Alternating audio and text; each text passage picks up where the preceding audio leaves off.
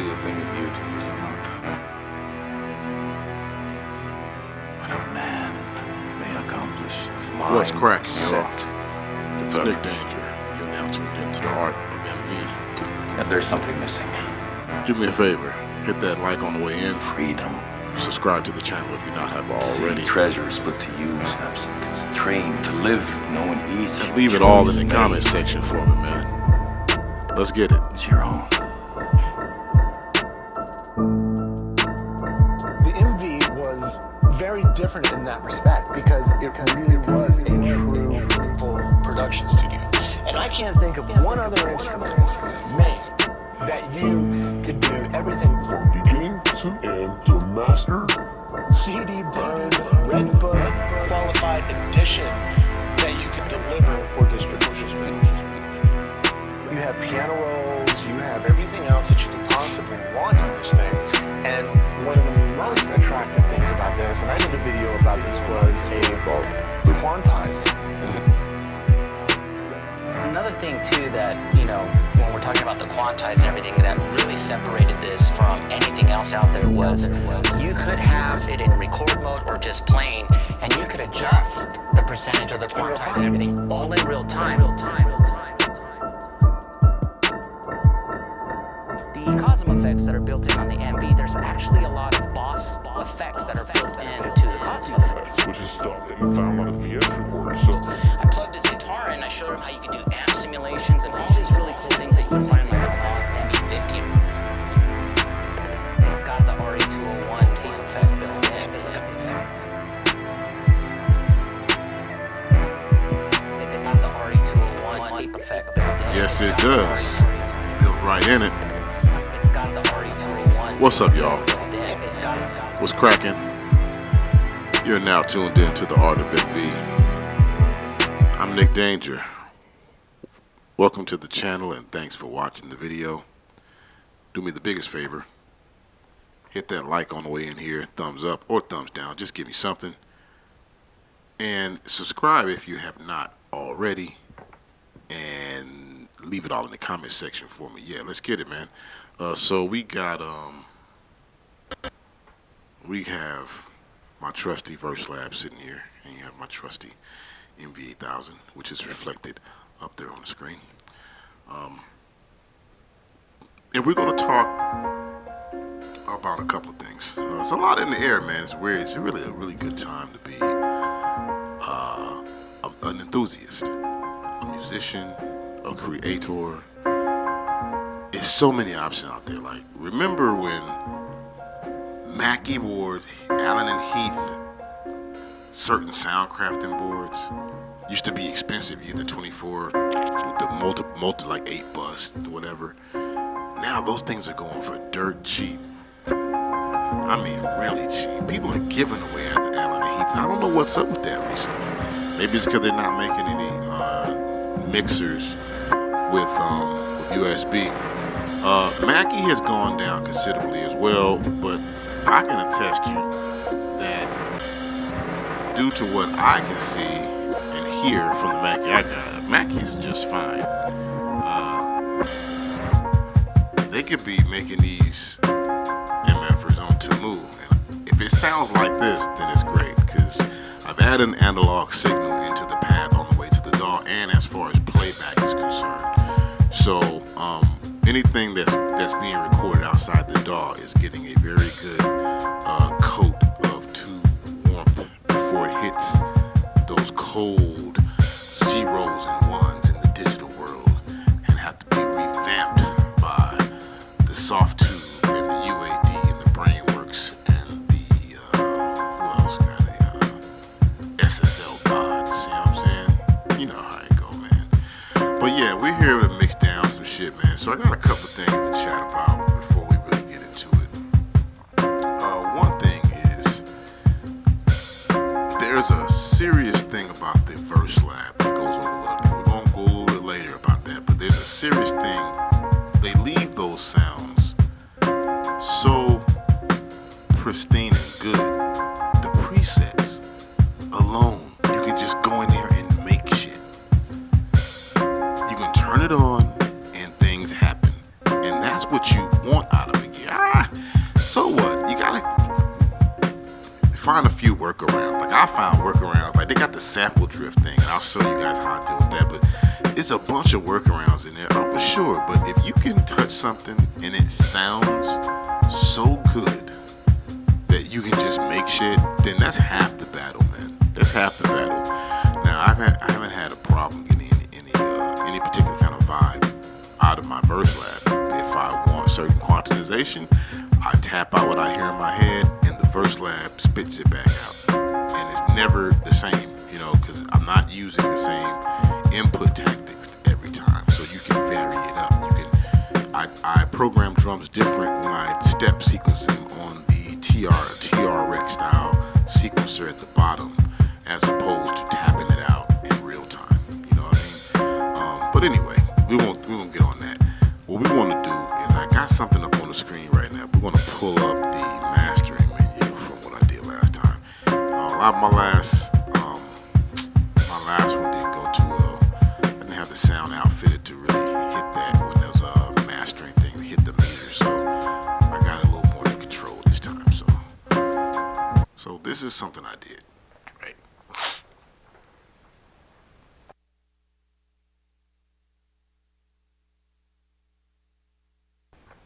Gonna edit that out.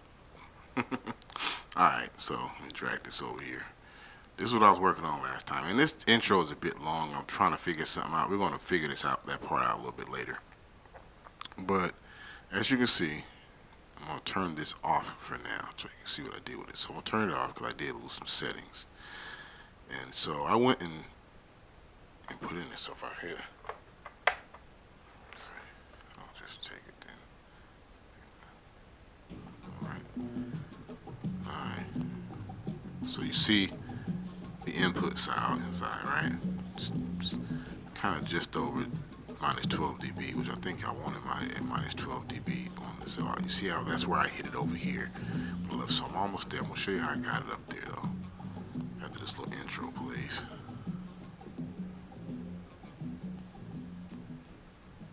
The MV is definitely kind of a forgotten piece, and you can find them all over. I'm trying to find a particular one. Why are all the coolest MVs in the UK, man? What do you UK's guys got that you guys care so much about this piece of gear, man? Way more than the Americans. All right, so let's see if I can get this up here. See, I gotta get that out.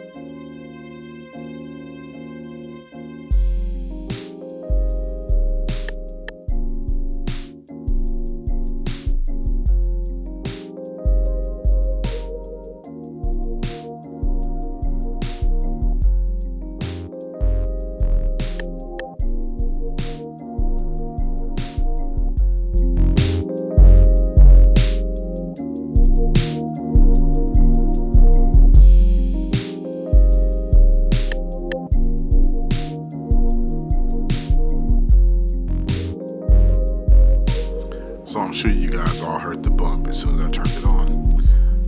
Turn it off.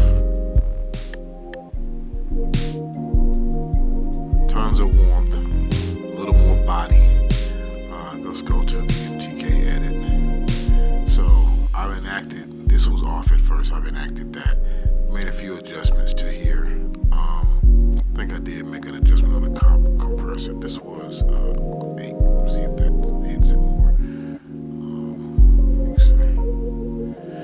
yeah, I made a couple of additions to it, and I used the phono.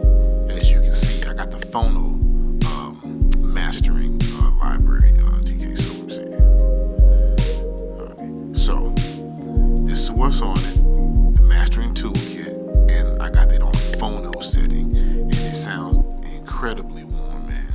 And it brought me up almost to where I want to go. Now, input is just over minus 12 dB, and the other one is just under minus 12 dB.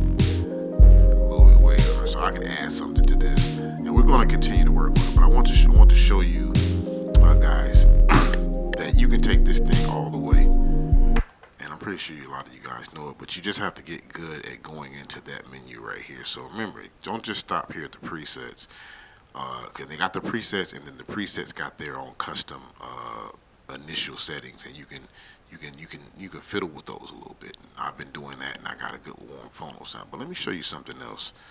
I'm going to mastering again, so I can show you guys what this is.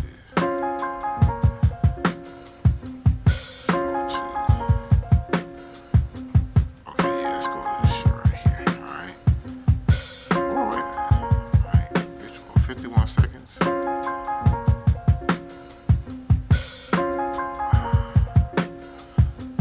Yeah, visuals will go as few. Okay, so I'm gonna show you this. Okay, so check out this. So I'm gonna turn this off. I'm gonna go into the MTK library. So let's go there and let's try. Let me show you what. This is what. Okay, so let's go remaster. Okay.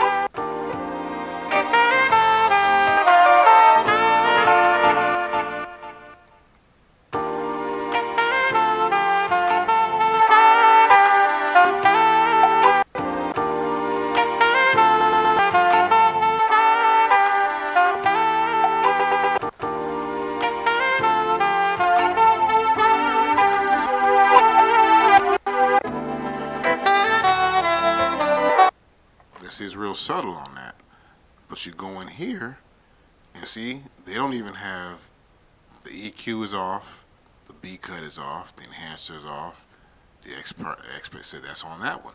And so you would go in here and you would make little tweaks to it, like I did with the phono, to bring up or turn down what you want. But you can go in there and make those settings, or you can stay with the preset.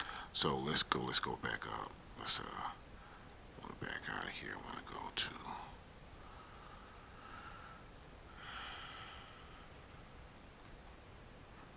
Let's go back to the library. Now let's go to phono, so you can see what the phono is. Now, no, let's go to cassette. Check this out. So we're gonna turn it off.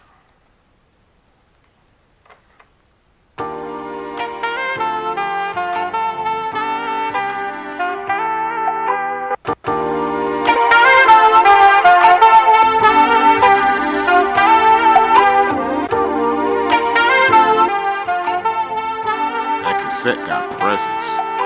So let's go into the can on the cassette. See, they got everything going, and they got their own settings. The EQ is different than the settings I had on phono. I changed them. These are the initial settings, and you can simply add or whatever you want to do to this, just like I did the first time. I'm gonna give you guys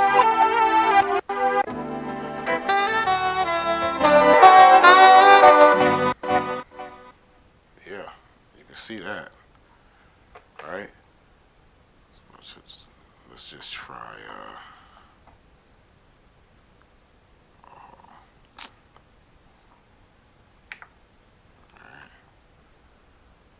Let's go to the library. Phono. my settings are all still on there. Yeah, my buttons thinking.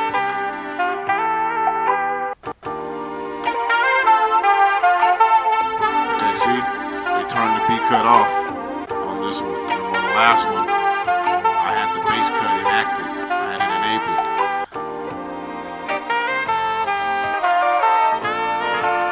Let's turn it on now.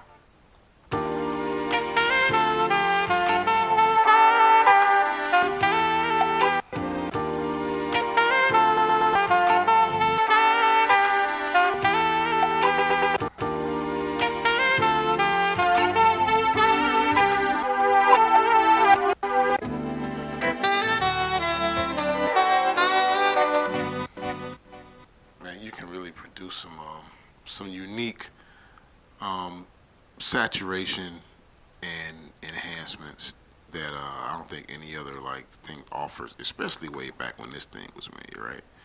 So yeah, man, that's the mastering toolkit and something to explore once you start